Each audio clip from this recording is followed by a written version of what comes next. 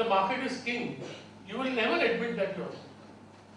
And you learn from your mistakes and the admittance of those mistakes. I am always ready to make a mistake, provided I make one which I can afford, so that I may live to make another mistake. And the biggest cost of a mistake is not learning. And I have found that those people who have a very big defiance and don't want to admit a mistake and curse the market, right? I mean, markets can be wrong for sometimes. You want a stock and you didn't go for 10 years. Market is right. I'm wrong. So the first thing is not, if you want to master markets or you want to be successful in markets, remember it's a humbler and it is the king. बोलते ना कि वो भगवान है बाजार हम कतरदार हैं. Anyway, let me start now with my formal presentation. It's about my learnings, and let me start actually by saying that the quest to learn is a journey in knowledge. I think I have learned much from markets, but I have still much to learn. I have not met any successful investor who can really be called a successful investor below the age of 50. You know, you get flames of people who do very well for 2 years, 3 years. But the people who are really consistent investors, consistently good investors, require experience. Right? This disclaimer, I don't know whether needed. I made an outline, it's a long presentation. First, I want to talk about markets.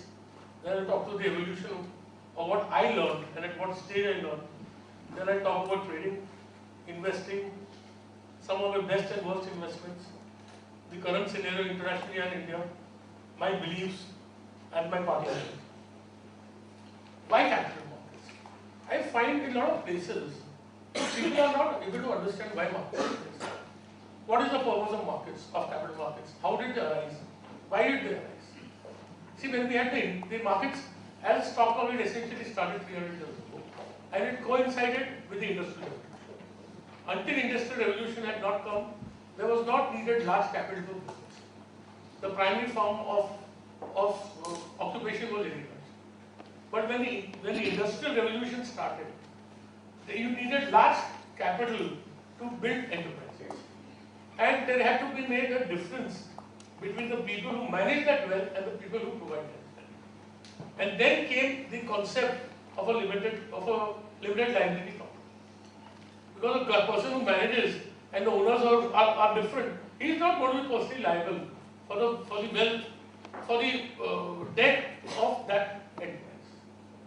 Therefore came the arose of the industrial revolution, need for capital, need for limited liability. Then these people who provide the capital, they needed exit and valuation for their investments. And liquidity important, all things in life. The investors who were investing at that time, they needed exits. So therefore arose the need for capital markets.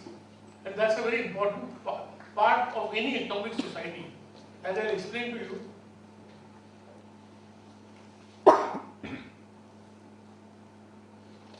Right?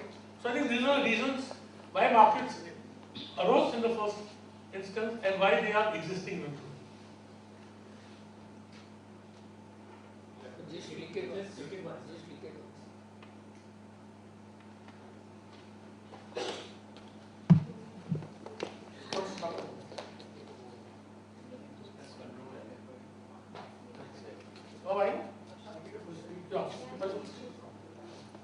What's I have another slide? How much come? This is the right side. What the what? What are markets? They are temples of capital allocation. And what is this capital allocation? Why is it important? You know, I think communism is the most fair form of society of right? But it is impractical. What distinguishes capitalism and communism? That in communism, the state allocates capital.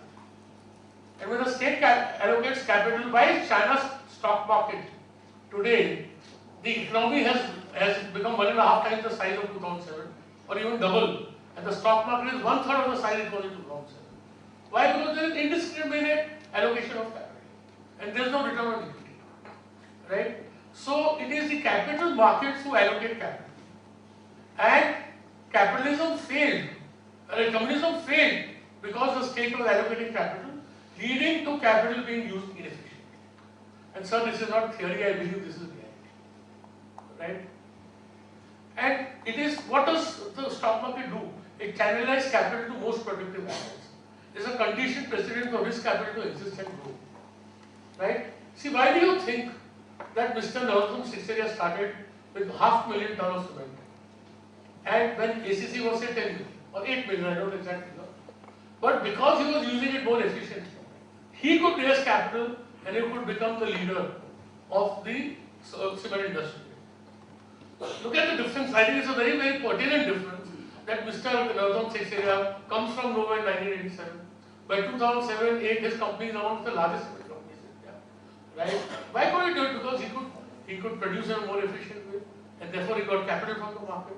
What about Mr. Ambani? Mr. Ambani could never have been Mr. Ambani if he had not raised capital from him. Why Mr. Ambani? Why the House of Tatas? The biggest owners of Tata Steel, when he floated the company, were the Maharajas. If those Maharajas had not provided capital, Tata Steel would never have been born. So it allocates capital to productive assets. It is a source from which risk can be shared. And where the people who use capital most efficiently are the people who grow and become large. Right?